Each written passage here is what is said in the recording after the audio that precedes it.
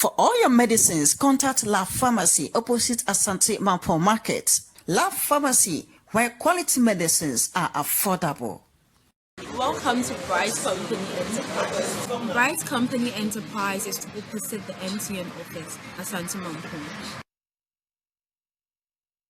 Phone magazine yedwumadi ayedie ebi ne se ye repair phone ahoro nyina na afensi yeton accessories unlocking flashing decoding o we phone magazine ayo Asante Mampong main lorry station about Sanpo Friars no store number 23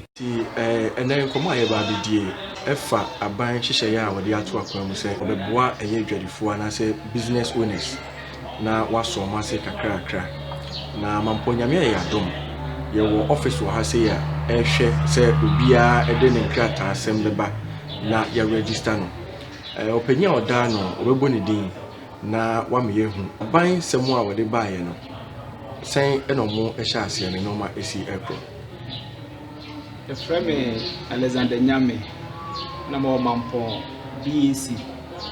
header or share or Mampong once the office no mostly no mo for ifad nti e come Mampong ifad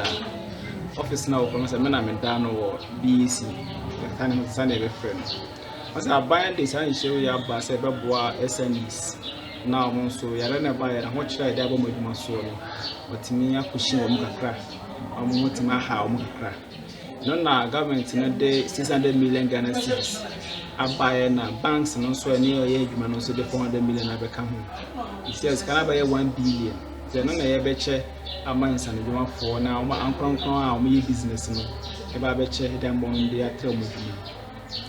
na se den share ni tie na mse ya bo de ruby bree na de di kan no so papa no be apply bi na wotin de bi kan tin number na onya tin so sa wo ID card ne fa mumiensa fa driving license fa traveling passport and fa voter ID card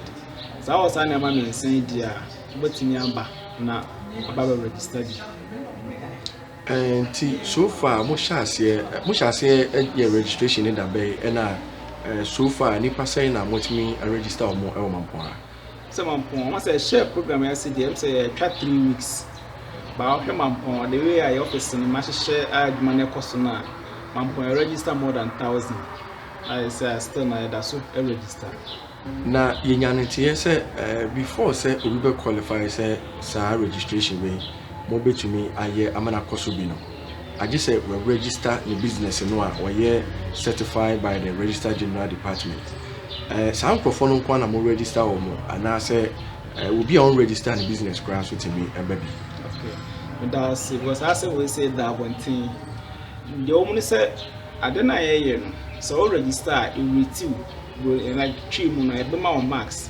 nti bisa wo we see us annual before we see us annual bi wo we mini bi nti o ya feeling wie no na a rate na ma max nti max when you below 40 that means you don't qualify and as your chance will be anya 40 no be anya 8 so when say ma ho den no anya pe you be register the business and man max na obinya no be kosora sin bi a on register nti bi nipa 2 pama dey all right ba ko register ba ko register nti at the end of the day na ba feel awie no do I register no nam so o register nti no the rate ni high esene obi a on register the basa na we just say we request the same amount but one register no amount no enye kese say obi a on register difference o man was so on register for business say we micro no kwa e wo mbie ne o micro pa ne o micro so ho the micro the e pepa the supply ne the on register business and I do register no so no ono wo upper hand kakra na say micro no wo so kakra esene obi on register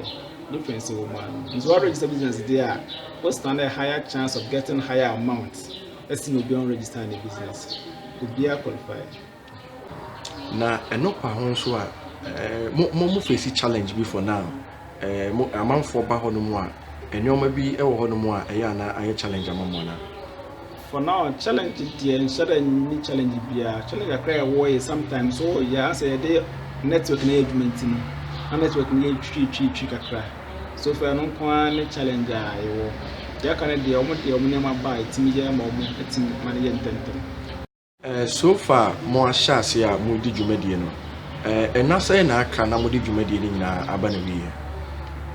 plan it by 20th of this month, and then the baby race, and the Sanabia Amantia, Sana or Mashama by 20th of June, and the program will be. Okay, so far, no, nipa best 1,000 any actually and I register. Na to say the yenyanity say amanfo bi eti baabi nso a omo gin creator say omo register nkrofo mo tu nkrofo agu baabi say omo so enhwe na omo register nkrofo ana. So far your office in the country will be say obi incident outside non register client. And then quite a month papa so omo dey gisika free amount for what omo say office in Sudan. So far, Mampong B.A.C. and contracted with B.A.C. on your tent and pan register with B.A.C. and Sanko Fonko and Yapo Mufua. Mean, my Santi and I name Mabak, Quebec, baby, as I issue a see free balance in your check it. Inside there for now, the country will be as on incident and register clients. So, yeah, no man a year on his or her own risk, and yeah, man, yes, I do.